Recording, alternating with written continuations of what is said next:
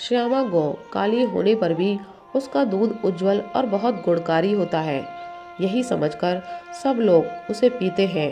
इसी तरह गंवारू भाषा में होने पर भी श्री सीताराम जी के यश को बुद्धिमान लोग बड़े चाव से गाते और सुनते हैं।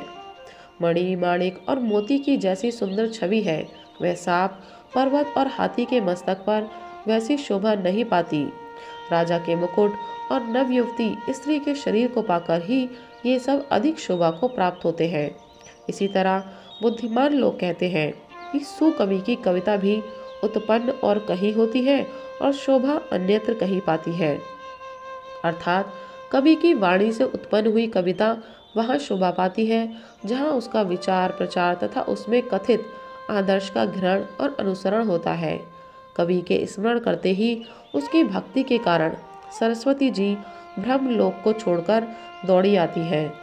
सरस्वती जी की दौड़ी आने की वह थकावट रामचरितरूपी सरोवर में उन्हें नहलाए बिना दूसरे करोड़ों उपायों से भी दूर नहीं होती। कवि और पंडित अपने हृदय में ऐसा विचार कर कलयुग के पापों को हरने वाले श्री हरि के यश का ही गान करते हैं।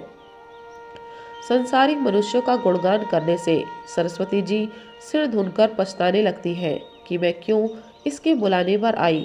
बुद्धिमान लोग हृदय को समुद्र, बुद्धि को सीप और सरस्वती को स्वाति नक्षत्र के समान कहते हैं।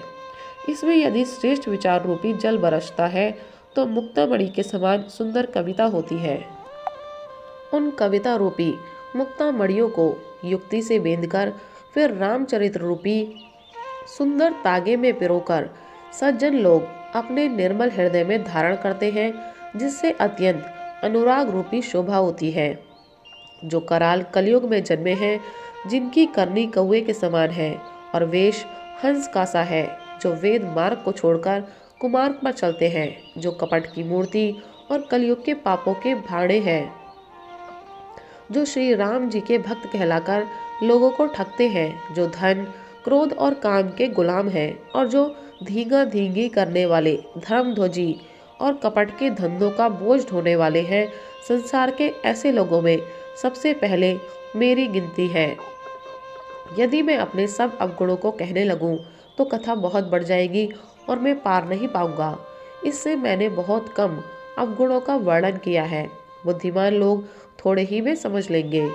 मेरी अनेकों प्रकार की विनती को समझकर कोई भी इस कथा को सुनकर दोष नहीं देगा। इतने पर भी जो शंका करेंगे वे तो मुझसे भी अधिक मूर्ख और बुद्धि के कंगाल है। मैं ना तो कवि हूँ न चतुर कहलाता हूँ, अपनी बुद्धि के अनुसार श्री राम जी के गुण गाता हूँ। कहाँ तो श्री रघुनाथ जी के अपार चरित, कहाँ संसार में आसक्त मेरी बुद्धि। जिस हवा से सुमेरु जैसे पहाड़ उड़ जाते हैं, कहिए तो उसके सामने रुई किस गिनती में आती है। श्री राम जी की असीम प्रभुता को समझकर कथा रचने में मेरा मन बहुत हिचकता है। सरस्वती जी, शेष जी, शिव जी, ब्रह्मा जी, शास्त्र वेद और पुराण ये सब नेति नेति कहकर पार नहीं पाकर ऐसा नहीं कहते हुए सदा जिनका गुणगान किया करते हैं, यद्यपि प्रभु श्री रामचंद्र जी की प्रभुता को सब ऐसी अकथनीय ही जानते हैं, तथापि कहे बिना कोई नहीं रहा।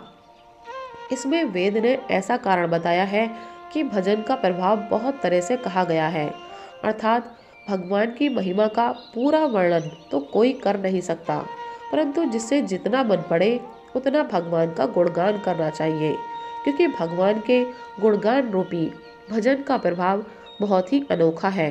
उसका नाना प्रकार से शास्त्रों में वर्णन है। थोड़ा सा भी भगवान का भजन मनुष्य को सहज ही भव सागर से तार देता है। जो परमेश्वर एक है, जिनके कोई इच्छा नहीं है, जिनका कोई रूप और नाम नहीं है, जो अजन्मा सच्चिदानंद और परम धाम है और जो सब में व्यापक एवं विश्वरूप है, उन्हीं भगवान ने दिव्य शरीर धारण करके नाना प्रकार की लीला की है। वह लीला केवल भक्तों के हित के लिए ही है, क्योंकि भगवान परम कृपालु है और शरणागत के बड़े प्रेमी हैं, जिनकी भक्तों पर बड़ी ममता और कृपा है, जिन्होंने एक बार जिस पर कृपा कर दी उस पर फिर कभी क्रोध नहीं किया। वे प्रभु श्री रघुनाथ जी गई हुई वस्तु को फिर प्राप्त कराने वाले, गरीब निवाज, सरल स्वभाव, सर्वशक्तिमान और सबके स्वामी हैं। यही समझकर बुद्धिमान लोग उन श्री हरि का यश वर्णन करके अपनी वाणी को पवित्र और उत्तम फल, मोक्ष और दुर्लभ भगवत प्रेम देने वाली बनाते हैं। उसी बल से महिमा का यथार्थ वर्णन नहीं, परंतु महान फल देने वाला भजन समझकर भगवत कृपा के बल पर ही मैं श्री रामचंद्र जी के चरणों में सिर नवाकर श्री रघुनाथ जी के गुणों की कथा कहूँगा। इसी विचार से वाल्मीकि, व्यास आदि मुनियों ने पहले हरि की कीर्ति गाई है। भाई, उसी मार्ग पर चलना मेरे लिए सुगम होगा, जो अत्यंत बड़ी श्रेष्ठ नदियाँ हैं। यदि राजा उन पर पुल बना देता है तो अत्यंत छोटी चींटियाँ भी उन पर चढ़कर बिना ही परिश्रम के पार चली जाती हैं। इसी प्रकार मुनियों के वर्णन के सहारे मैं भी श्री रामचरित का वर्णन सहज ही कर सकूंगा। इस प्रकार मन को बल दिखलाकर मैं श्री रघुनाथ जी की सुहावनी कथा की रचना करूंगा। व्यास आदि जो अनेकों श्रेष्ठ कवि हो गए हैं, जिन्होंने बड़े आदर से श्री हरि का सुयश वर्णन किया है। जय श्री राम।